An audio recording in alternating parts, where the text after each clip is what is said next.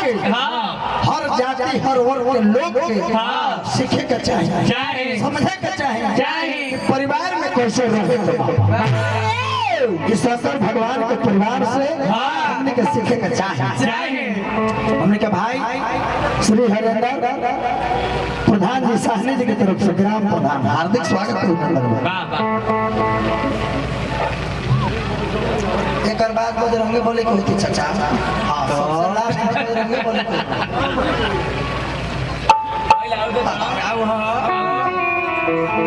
छोड़ा जान जेपी सिंह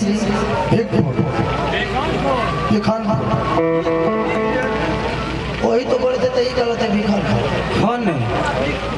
अब हम भी 200 किलोमीटर से चल के आ गए।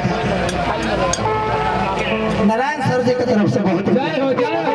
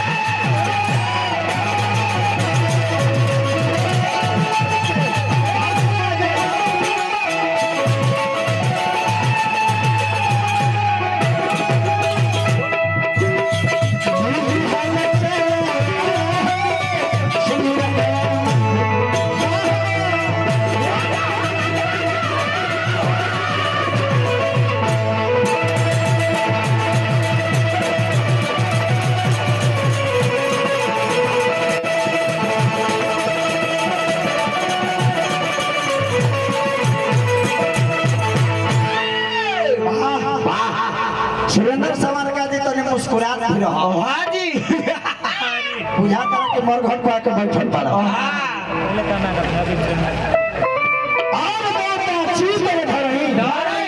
रामचरितमानस में गोस्वामी बाबा लिखनी और देवता चीतन धरई हनुमत से ही सर्व सुख एक शाकाहारी पूरा मांसाहारी के चमक खराब कर दे। अपना गांव में अपना घर में अपना जवार में अपना बिहार में अपना यूपी में अपना भारत देश में हनुमान जी अपने प्रभु राम के महानता प्रधानता के बढ़ाई नहीं रंगदारी भी गई नहीं तो श्रीलंका जाके पाई नहीं 10 पूजा रावण रावण के बीच जाके हाँ जी दुर्गा जी के पूजा करो तो शक्ति के प्राप्ति हो। लक्ष्मी माई के पूजा करो तो धन, सरस्वती माई के पूजा करो तो ज्ञान के प्राप्ति हो। लेकिन खाली पूजा कोइला से ना कर्म कोइला से आप भगवान से डरिए चाहे मत डरिए लेकिन आप अपना कर्म से डरिए तो जो हम कर्म कर रहे हैं उसका परिणाम क्या होगा। मार के बोल मन की तरंग मार लो बस हो गया भजन। अरे आदत बुरी सुधार लो हो गया भजन। गिरते हुए को उठा लो गिरते हुए को उठा लो भूखे को दे दो भोजन प्यासे को पिला दो पानी बस हो गया भजन। मन की तरंग मार लो बस हो गया भजन। आदत बुरी सुधार लो बस हो गया भजन। अभी ना कि सुरेंद्र जी बैठल वाला पूजा पाओ एंकर ध्यान में पूजा कि के कुरुम का चप्पल पहन के आइल बड़े सब घंटी बजाई लेके भाग। दुर्गा जी लेकिन खाली पूजा कोइला से ना कर्म प्रधान विश्व करी राखा जो किस करे नहीं ते फल चाचा नरक जाके तब तक बचदाता। अष्ट सिद्धि नवनिधि के दाता अष्ट सिद्धि नवनिधि के दाता आया स्वर्ग नहीं जानत ही भूत पिचार से निकट नहीं आवा हनुमान जब नाम मसू लड़का को मतलब के मिसे कि हनाम जी आई सुमी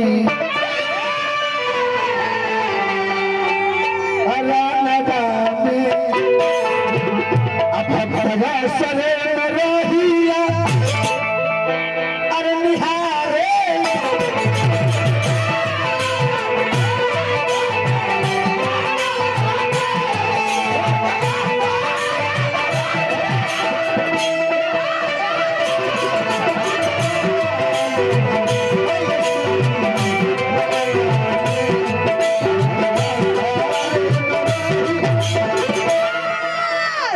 जय श्री राम।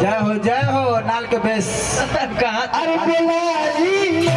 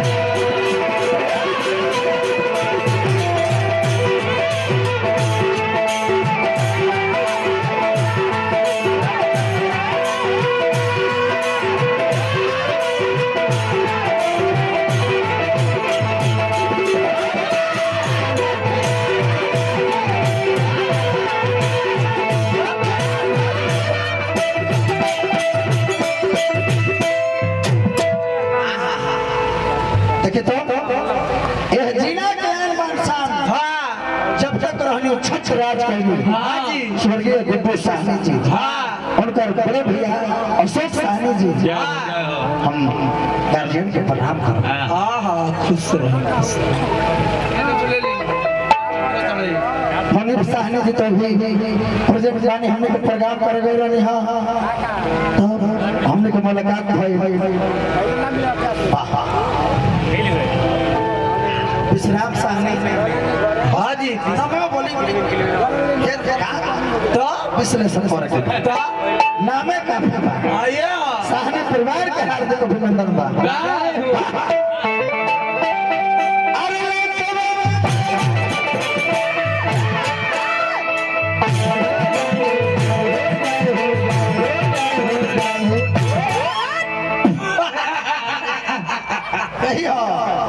सवारकर जी हाँ जी यही है यही